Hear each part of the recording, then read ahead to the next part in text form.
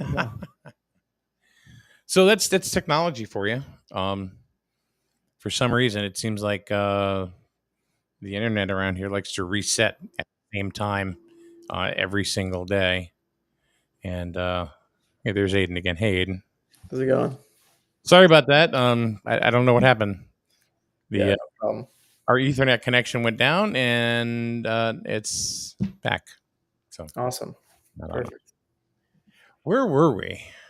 I think we were talking about the draft and the level of play, Yeah. and things like that. I don't remember the exact question we were on. I think we were kind of in between there in transition, but yeah, we had just gone over some of the stuff with the MLB draft, and I Yeah. think you're asking him about just kind of what he sees for himself and his near future and things like that before the internet cut out. So yeah, let's go there. Like, what do you see for yourself? As far as making it to the show. I mean, obviously, like you said, everyone in the Futures League, that's kind of their goal. So obviously, that's kind of mine as well. If things all work out, and being at like a smaller New England D3, it's not as common, but we've had a few guys sign or drafted or whatever it is. I think currently we have a couple right now. I think the highest, maybe we have a guy in AAA out of Trinity. So if I get to that point, whether it's playing indie ball or whether it's playing under an organization, that's my goal. But I think I like to be where my feet are right now, and just want to keep playing this summer and keep having fun going to next year at Trinity. Hopefully, gonna win a NESCAC championship, and then see from there. So let's say baseball doesn't work out. Now, I'm not trying to be a negative Nancy. I'm not trying to throw some bad juju down your way. What is it? What is it you'd like to do? I mean, I don't know what you're studying in college, but uh, if baseball, because it will work out, but if just say in another universe it doesn't, where would you go? What would you do? I mean, I'm an econ major at school, so I don't really have too many plans behind baseball right now. I don't either, But man. yeah, so I don't. it's This is it's all a joke here. I don't know. We're just yeah, messing around. it could be working using that degree and work in baseball somehow.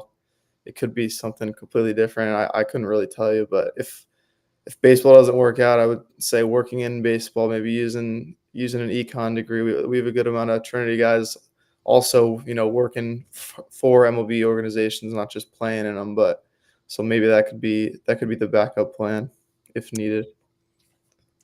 Um, I was just going to say something to you, Adam, but of course, being 59 years old, things just leave your head. Whenever.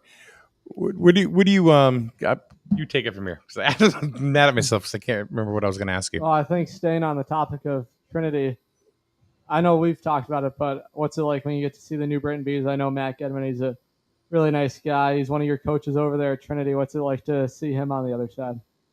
It's a lot of fun. You know what I mean? Usually it's if I'm hitting well or struggling and I need to talk to someone, he's in the dugout with me.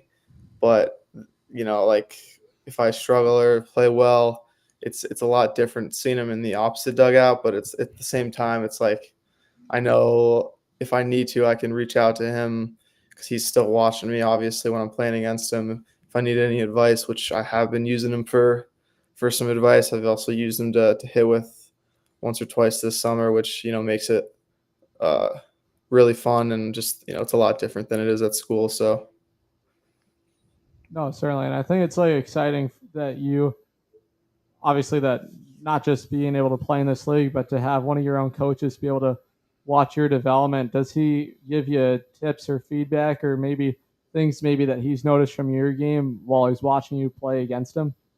yeah, he has definitely. I reached out to him a couple times, just asking him what he sees if I have a bad game or something like that, and he isn't hesitant to reach out right away and tell me what's going on, just because he knows me really well, and I know him really well, and I talk to him a lot at school, so we have a really good relationship in terms of I'm not ever afraid to reach out to him if I need anything. And, he'll reach out to me. I'll send him video.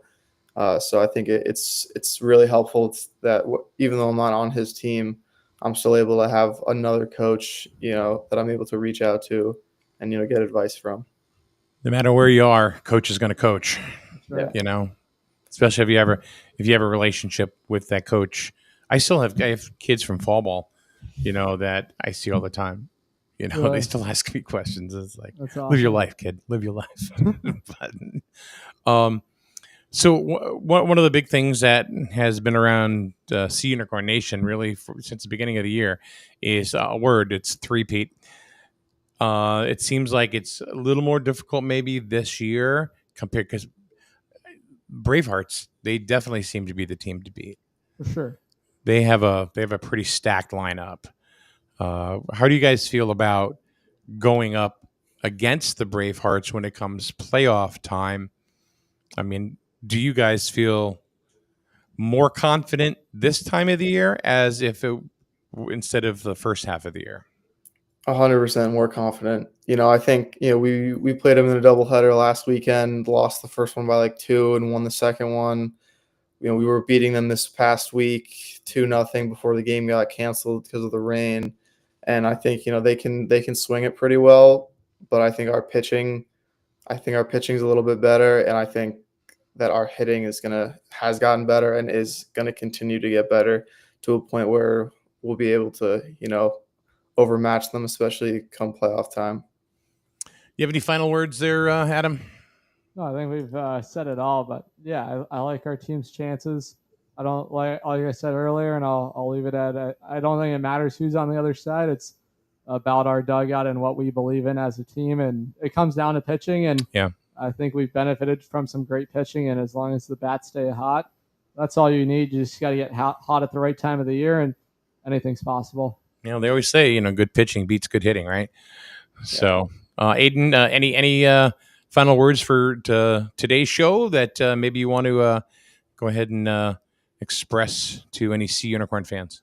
Yeah, no, just thanks for having me, and go Sea Unicorns. All right, Aiden Stern, thank you very much. The Norwich Sea Unicorns left fielder. Adam, play-by-player, at play-by-player on most socials, right? That's right. All right. On all of them. And I'm just at SNSN Sports, so whatever.